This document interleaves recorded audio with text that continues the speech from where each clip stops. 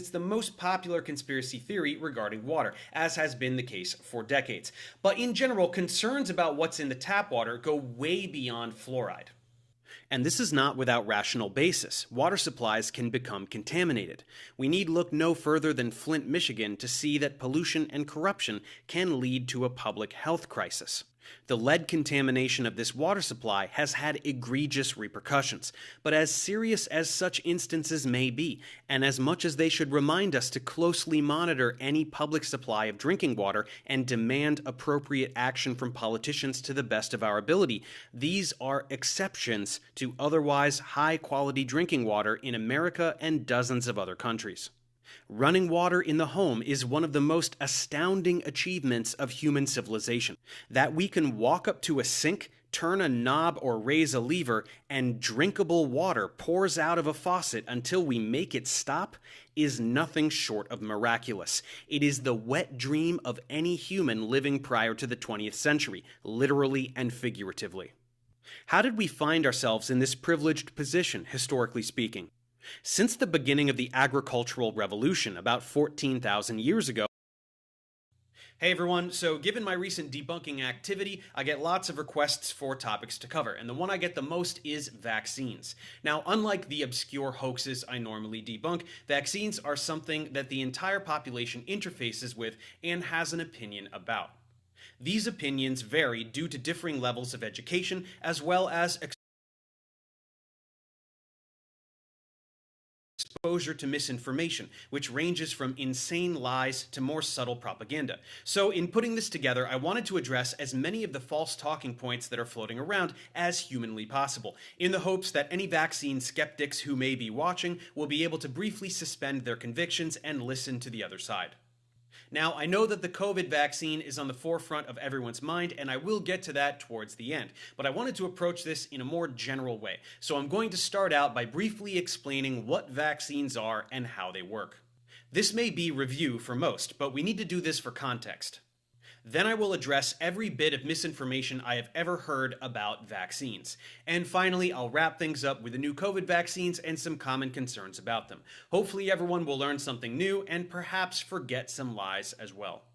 So let's get started. What are vaccines? Well, I cover the history of their development in some detail over in my History of Drugs series, so for the full story, head over there. But for those in a hurry, I will summarize as quickly as possible. Due to a British physician named Andrew Wakefield. In the 1990s, many parents with children who had developed autism-related syndromes felt that a vaccine was responsible. There was, of course, no real basis for this. It was just a gut feeling from scientifically uneducated people looking for something to blame.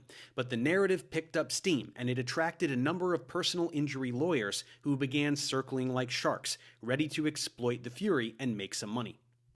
A lawyer named Richard Barr knew he could cash in if he could get someone qualified to provide some evidence for this link, so he found a gastroenterologist who had already published something on this hypothesis, Wakefield, and paid him about £500,000 to produce a study that would give him the green light to sue.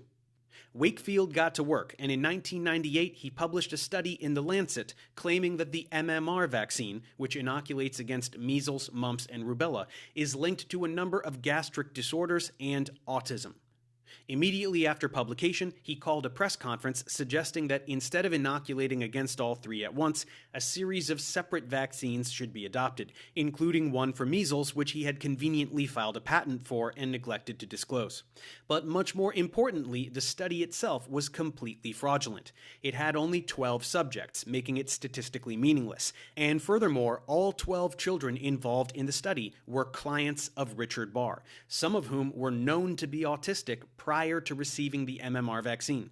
Wakefield also heavily manipulated all of the data. So essentially, the law firm funded the research with the intended results in mind, paid Wakefield to do it, and then paid off a handful.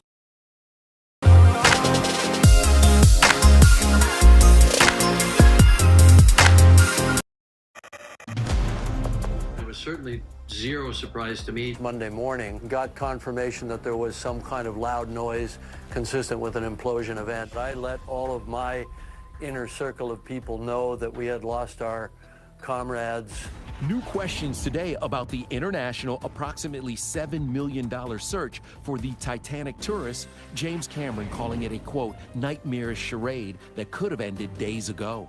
I knew that sub was sitting exactly underneath its last known depth and position. That's exactly where they found it. I can't imagine what these poor families have been through, being given false hope here, banging noises, da-da-da, this and that. Last night, the famed Titanic director, who's made 33 dives to the site, revealed he and his tight-knit deep submergence community were made aware of what was likely naval intelligence. He tore into the sub company, calling the design critically flawed. It would be insensitive to come forward with a dissenting voice to the story that was in motion at the time. This was such a preventable tragedy. And could a so-called death waiver prevent their families from filing lawsuits? Signing it assumes full responsibility for the risk of bodily injury, disability, and death, since the sub hasn't been approved or certified, constructed of materials not widely used in human-occupied submersibles. We go down 2.5 miles to the bottom where the pressure is about 6,500 pounds per square inch. Back in 1997, James told E.T. about the dangers involved. His words are eerie, as we now know the 5 passengers likely died instantly in the sub's implosion. One little pinhole leak in the submarine would fill it with water instantly and kill you in about 2 microseconds. James has even more links to the second Titanic tragedy. The dive pilot was his friend of 25 years, the French explorer Paul-Henri Narzelet. The widow of the CEO killed was related to the real-life couple depicted in this